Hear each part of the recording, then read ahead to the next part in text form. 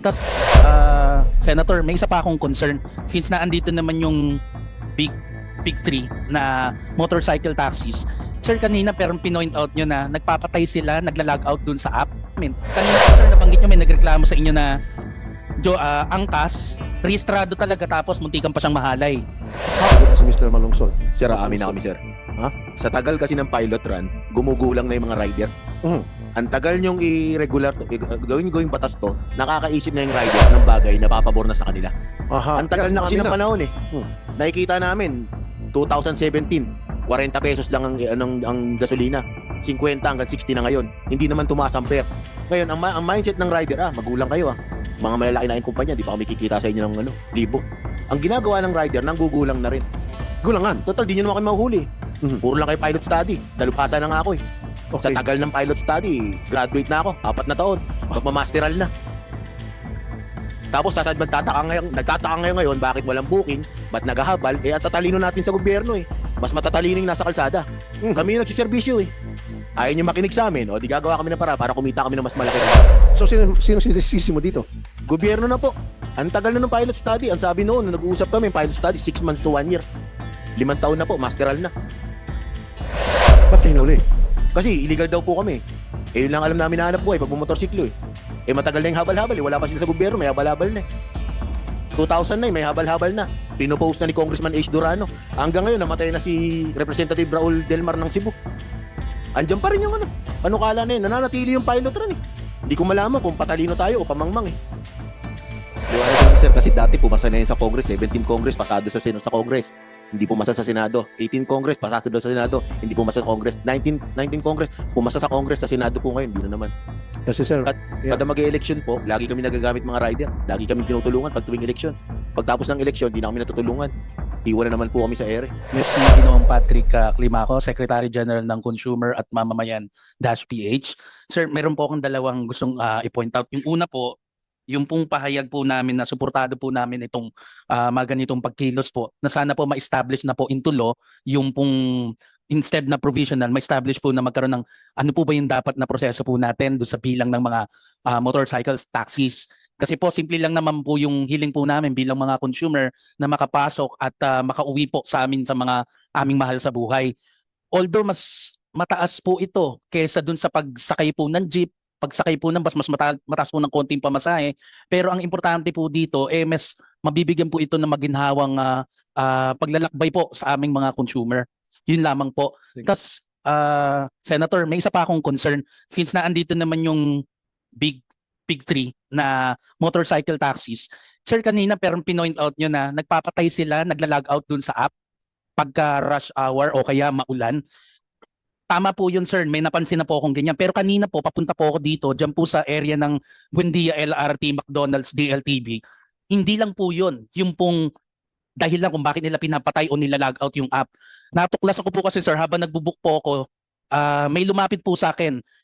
Isang light blue, isang dark blue, which is Angkas and Joyride. Nag-aalok po sa akin. Nung pagkasagot ko po na ito po nagbubuking na po ako, hindi na kumibo. So something fishy come into my mind na lalabas to na kolorum. Kasi po hindi siya magre-register dun sa sistema ng app ng Angkas at saka ng Joyride. Paano po kaya ang mga mekanismo para maprotektahan po yung mga mananakay na katulad po namin? Kanina po sir, nabanggit nyo may nagreklamo sa inyo na angkas, rehistrado talaga tapos muntikan pa siyang mahalay. How much more na daylight, walang rehistro ng aking pagbubuk kung papatulang ko po yung driver na yon ng kanyang offer. good question. So, angkas, wala kayong monitoring system na pag yung inyo pong rider nagpatay ng app, agad-agad questionin mo, bigyan nyo ng patawag para magpaliwanag. Kasi nangyari talaga yan palagi, yung nagpapatay ng app, especially kapag rush hour or kapag umuulan. And yan, buti na point out ni Sir Patrick. And para makolorum sila. And then magcha-charge sila mas malaki. Now, itong pasahero, gusto lang makauwi, sige, kahit na triple pa yan. Wala kayong sistema na para ma-address itong issue na to, sir. Maraming salamat po, Mr. Chairman. Actually po, meron kaming fraud detection system. Chine-check po namin kung yung frequency na pagsisirado ng offline tapos pag-online, meron pong algorithm yon na nagde-detect na kung ginagawa niya ng madalas, ibig sabihin, either nag-check siya ng price para presyo, yung basehan ng presyo, tapos ino-off niya yung app para maghabal-habal. So Yes. na-check po natin yung meron na po tayong mga na-ban based on that. Hindi, Ah, pero sir, mataas ang insidente ng pagpapatay ng app. During rush hour, hindi mo na-observe yan. During mga umuulan-ulan. Sir, actually po kami po sa experience po namin no, for peak hour at for pag umuulan ng konti po basta hindi po typhoon. Actually yung drivers po namin tumataas po yung online. Tumataas po yung online bikers namin on the road. No, sir. Opo. During peak hours at kapag umuulan, no drivers available. Palagi yan. Mga-staff ko. Mm. Yan palagi reklamo ng mga staff ko. Sasabihin, no drivers available.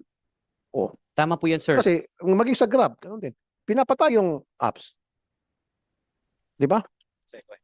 Ito si Mr. Baka may kasagutan si Mr. Malungsod. Sir, amin na kami, sir. Ha? Sa tagal kasi ng pilot run, gumugulang na yung mga rider. Mhm. Ang tagal nyong i-regular to, gawing batas to, nakakaisip na yung rider ng bagay na papabor na sa kanila. Aha. Ang tagal Yan, na kasi umami ng panahon eh. Hmm. Nakikita namin, 2017, 40 pesos lang ang gasolina. 50 hanggang 60 na ngayon. Hindi naman tumaas ang pair. Ngayon, ang mindset ng rider, magulang kayo Mga malalaki na yung kumpanya, di pa kami kikita sa inyo ng libo. Ang ginagawa ng rider, nanggugulang na rin. Gulangan. Total, di nyo naman kami mahuhuli. Mhm. Puro lang kayo pilot study. Dalubhasa na nga ako eh. Sa Okay. tagal ng pilot study, graduate na ako. 4 na taon. Magmamasteral na. Tapos nagtataka ngayon bakit walang booking, ba't naghahabal, ang tatalino natin sa gobyerno eh. Mas matatalino yung nasa kalsada. Mhm. Kami yung nagsiservisyo eh. Ayaw nyo makinig sa amin, di gagawa kami ng para kumita kami ng mas malaki rin. So, Kung hindi natin po ililigal to, ilang taon na, si Ariel nga tumanda na rin eh. so sino sinisisi mo dito? Gobyerno na po. Ang tagal na ng pilot study. Ang sabi noon, nung nag-uusap kami, pilot study, 6 months to 1 year. 5 taon na po, masteral na. Mano man lang sana, sir, every now and then, nagbabago ng LTFRB chairman eh. Dati ang humuli pa sa amin, si Lisada. Sino si Lisada? Dating spokesperson ng LTFRB. Spokesperson, kasi ang chairman, yung Board yung- member. Ba't kayo hinuli? Kasi illegal daw po kami. Yun lang alam namin na hanap buhay pag bumotorsiklo eh. Matagal na yung habal-habal eh. Wala pa sila sa gobyerno, may habal-habal na eh. 2000 na may habal-habal na. Pinopost na ni Congressman H. Durano. Hanggang ngayon, namatay na si Representative Raul Delmar ng Cebu. Andiyan pa rin yung panukala na yun. Nananatili yung pilot run eh. Hindi ko malaman kung patalino tayo o pamangmang eh. Attorney Cuadis, pakisagot lang. Or you want to answer that? Mr. Chair? Teka. Sasagot naman po si Chair Guadis, but ang tawag po dito na nagugustuhan ko yung sinasabi ni Mr. Maglusod because basically yung po yung reality on the ground. Syempre po, it's connected sa amin, sa gobyerno, sa ating mga big players, and with due respect even sa ating pong proseso sa paggagawa ng batas, siguro it's a wake-up call in such strong statement po, no? But we appreciate that. So, Chair Guadis, please. Mr. Chair, when I came in, the pilot study is still on process. We submitted the final report. Both houses, Committee on Transportation for both High Senate and the lower house. When was it submitted? We submitted the report to your office, I think, about 3 or 4 months ago then, under the chairmanship of Senator Grace Po. The committee report for the... We will submit now if... You submitted to us? Yes, of course, Mr. Chair. To me, to my We office, have an because I'm the new available chairman? copy. Yes, Mr. Chair. Okay. The version for the lower house was submitted. In fact, the lower house had already passed the bill on its third and final reading, and then inaangat na po sa Senate for the Okay. disposition of the Senate. So ang bola ko ngayon nito is in the Senate, Mr. Chair. And Okay. if you haven't received one, I can give you one today. I have Okay. a soft copy which I can furnish. Mr. Maglunsod, thank you so very much for raising that issue. And I didn't know na may problema din pala dito sa side ng legislative, yung paggagawa ng batas at nasa Senate. And bago lang po akong chairman ng transport, so baka na-overlook lang yon. So I'll look into it. I'll make sure na the ball will start rolling again. Liwanag ko lang sir, kasi dati pumasa na yan sa Congress, 17 Congress, pasado sa Congress. Hindi pumasa sa Senado. 18 Congress, pasado sa Senado. Hindi pumasa sa Congress. 19 Congress, pumasa sa Congress, sa Senado po ngayon, hindi na naman. Kasi sir, Yeah. Kada mag-election po, lagi kami nagagamit mga rider. Lagi kami tinutulungan pag tuwing election. Pagtapos ng election, hindi na kami natutulungan. Iwan na naman po kami sa ere. may mga, let me explain to you a little bit on how it works sa pagpapasa ng batas. In fact, ako mismo nakaramdam niyan. Yung pinasa ko yung Magna Carta for Seafarer.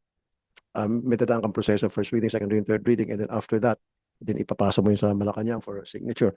may mga lobbyist kung tawagin na para harangin yung bill na yon, especially kung may mga apektuhan na ibang sektor. So magkakaroon ng lobbying. So ako, fortunately, nalampasan ko yun at naipapasa ko yung Magna Carta for seafarers. Now, I'm gonna do it again one more time. Titignan ko yung batas na yun once na na-submit sa akin yung sinasabi niya, Tony Guadis, yung report. And then I'll keep the ball rolling again to make sure na yun ay may pasang batas, hopefully.